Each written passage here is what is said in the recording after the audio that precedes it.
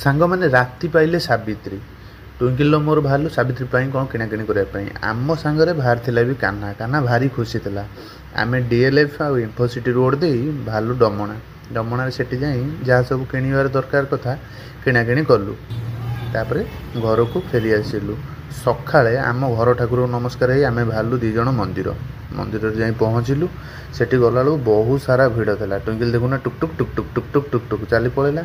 ଭିଡ଼ ସେଠି ବହୁତ ଥିଲା। ଟୁଇଙ୍କିଲ ପୂଜା ପାଇଁ ଛିଡ଼ା ହେଇଥିଲେ। ମୁଁ ଯାଇ ମନ୍ଦିରର କିଛି ଭିଡ଼ିଓ ସବୁ ସୁଟ୍ କରିଦେଲି। ମନ୍ଦିରଟି ବହୁତ ସୁନ୍ଦର ଥିଲା। କେବେ ଭୁବନେଶ୍ୱର କିସ୍ ଜଗନ୍ନାଥ ମନ୍ଦିର ଆସିବେ ଆପଣ ଜାଣିପାରିବେ କେତେ ସୁନ୍ଦର, ମାନେ ଯିବା ପାଇଁ ଇଚ୍ଛା ହେବନି।